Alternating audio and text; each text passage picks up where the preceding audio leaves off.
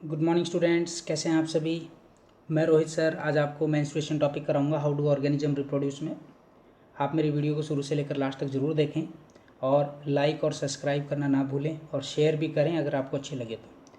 चलिए अब हम बिना देर किए हुए शुरुआत करते हैं। मेंस्ट्रुएशन क्या होता है बच्चों, ये फीमेल्स के अंदर होता है।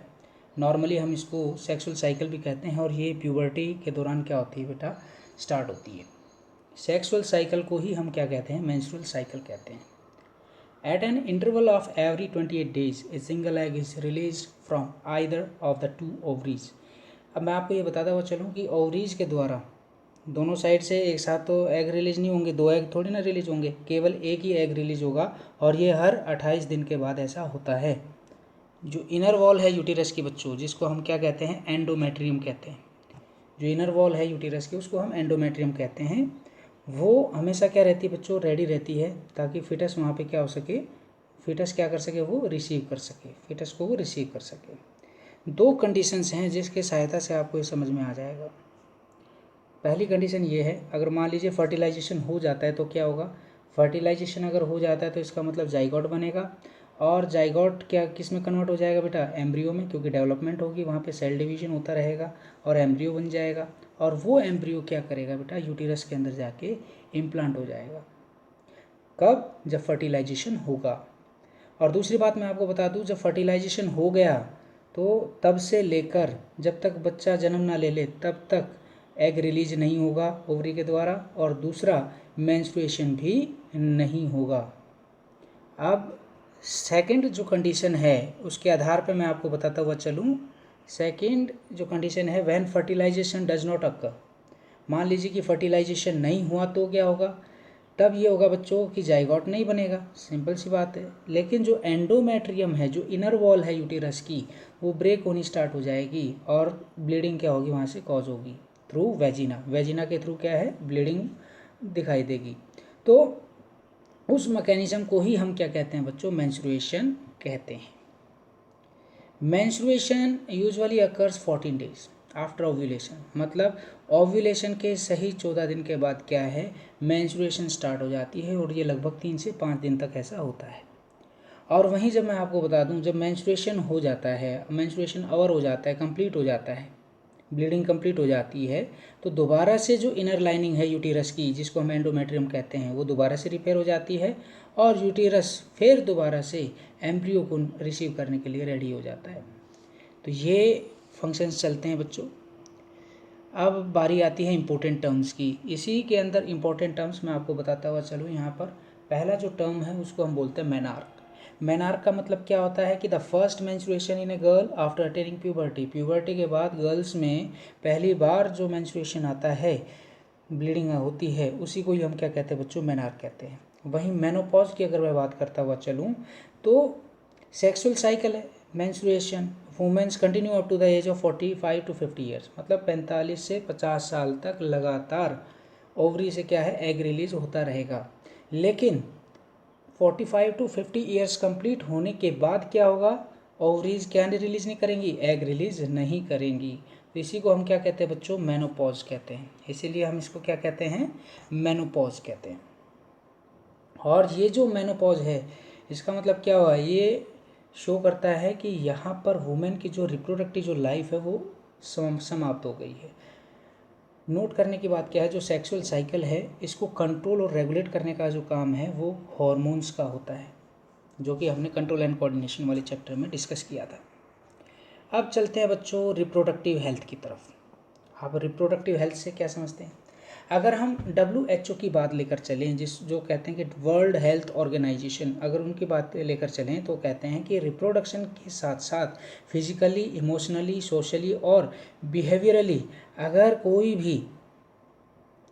कोई भी व्यक्ति अगर स्वस्थ है उसी को ही रिप्रोडक्टिव हेल्थ कहा जाएगा, मतलब रिप्रोडक्टिव हेल्दी पर्सन उसको कहा जाएगा।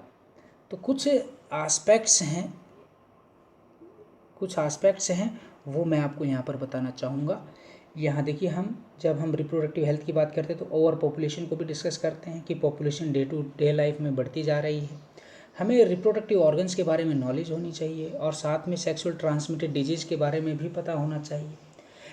लास्ट में आपको बताते हुए चलूँ कि बर्थ कंट्रोल डिवाइसेस के बारे में भी हमें नॉलेज होनी चाहिए, सेक्स एजुकेशन भी हमें क्या है प्राप्त होनी चाहिए, जिसकी सहायता से हम रिप्रोडक्टिव हेल्थ कहला सकें, रिप्रोडक्टिव हेल्दी पर्सन कहला सकें। अब आता है बच्चों नेक्स्ट जो हमारा टॉपिक है बर्थ कंट्रोल। बर्थ कंट्रोल की बात करें तो ये क्या है, the regulation of conception by preventive measures और devices to control the number of offspring. मतलब कुछ प्रिवेंटिव मेजर्स होते हैं और साथ में कुछ डिवाइसेस ऐसे होते हैं जिनकी सहायता से हम नंबर ऑफ ऑफस्प्रिंग्स को क्या कर सकते हैं, कंट्रोल कर सकते हैं।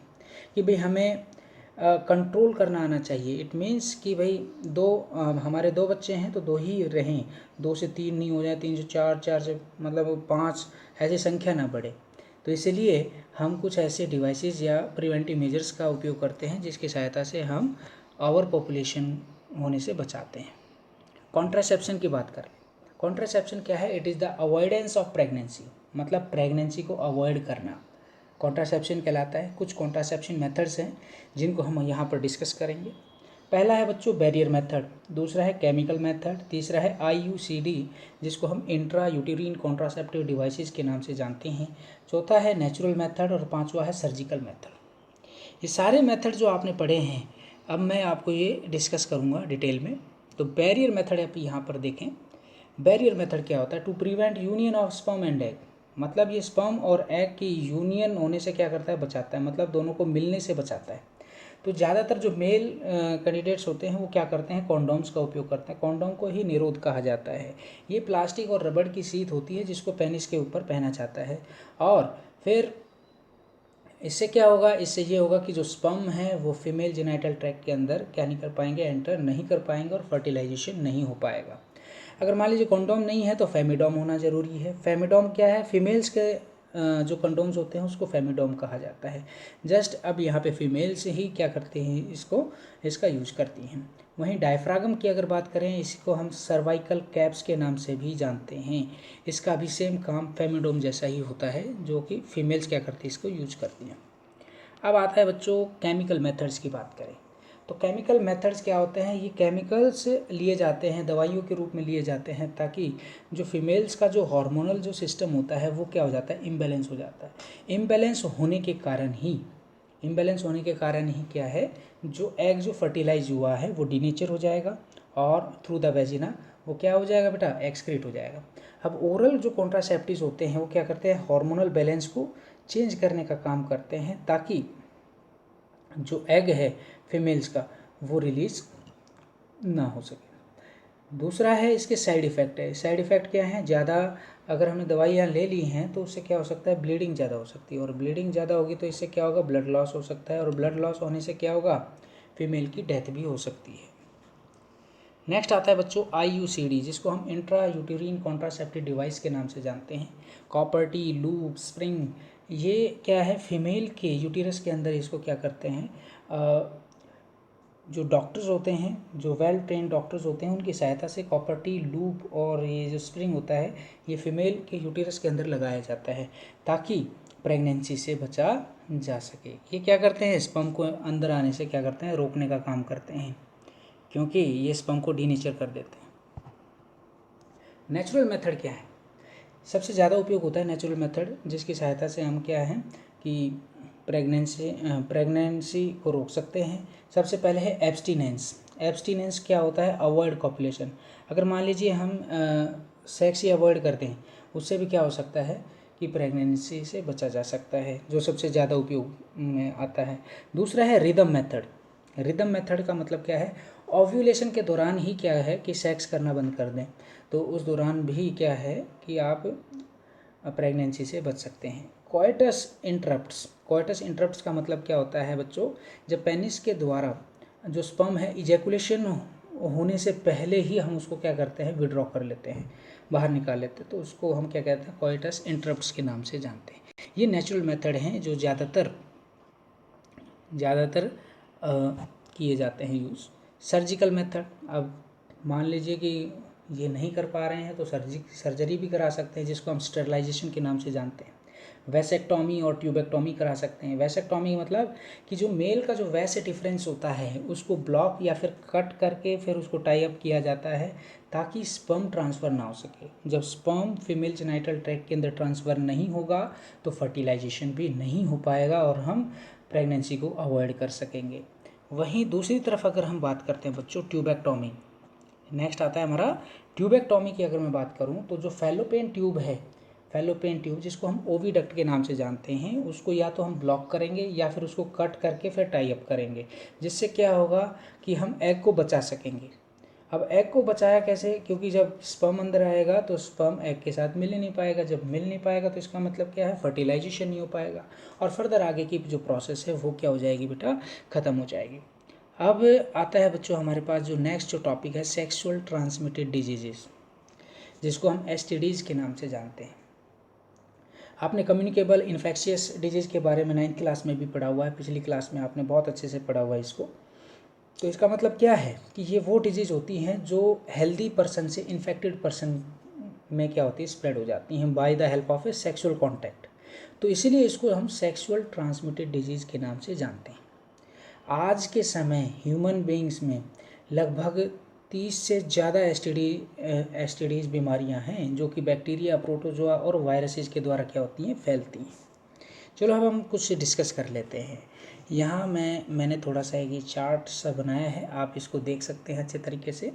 STDs, वायरल STDs और बैक्टीरियल STDs के बारे में मैंने आपको यहाँ पर डिस्कस किया। अब वायरल STDs के नीचे मैंने लिखा है नॉन क्यूरेबल, मतलब ये वो डिजीज़ है जिसको हम जो कि ठीक नहीं हो सकती। HIV, एड्स, वार्ड्स, ये वायरसेस के द्वारा क्या होती, फैलती हैं। अब कोई पर्सन हेल्दी पर्सन है, अगर मान लीजिए उसको HIV, एड्स है और वो अनहेल्दी पर्सन कोई भी फीमेल है, अगर मान लीजिए ड्यूरिंग सेक्स हो सकता है ब्लड से ब्लड कांटेक्ट में आ जाए। ब्लड से ब्लड कांटेक्ट में आएगा तो वायरस क्या है, फीमेल के अंदर ट्रांसफ़र हो जाएगा। ट्रांसफ़र हो जाएगा तो इसका मतलब क्या है, उसको HIV, एड्स हो जाएगा। तो इससे क्या, इसीलिए इसको हम क्या कहते हैं, वायरल STDs, मतलब वायरल सेक्सुअल ट्रांसमिटेड डिसीजेज। कुछ ऐसे भी हैं जो बैक्टीरिया से होते हैं, तो उसको हम बैक्टीरियल STDs कहते हैं, क्यूरेबल होते हैं, इसको ठीक किया जा सकता है। सिफिलिस और गोनोरिया। यहाँ मैंने नीचे आपको बता दूँ कि HIV की फुल फॉर्म बताई हुई है मैंने। HIV की फुल फॉर्म होती है बच्चों ह्यूमन इम्यूनो वायरस, और एड्स की फुल फॉर्म होती है एक्वायर्ड इम्यूनो डेफिशिएंसी सिंड्रोम। और 1 दिसंबर को क्या मनाया जाता है बच्चों, वर्ल्ड्स एड्स डे मनाया जाता है।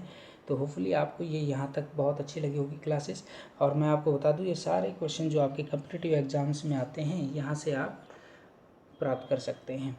तो आज के लिए इतना ही है बच्चों। जिन्होंने मेरा चैनल सब्सक्राइब नहीं किया है, जाते जाते इतना ही कहूँगा कि मेरा चैनल सब्सक्राइब ज़रूर करें, लाइक और शेयर ज़रूर करें।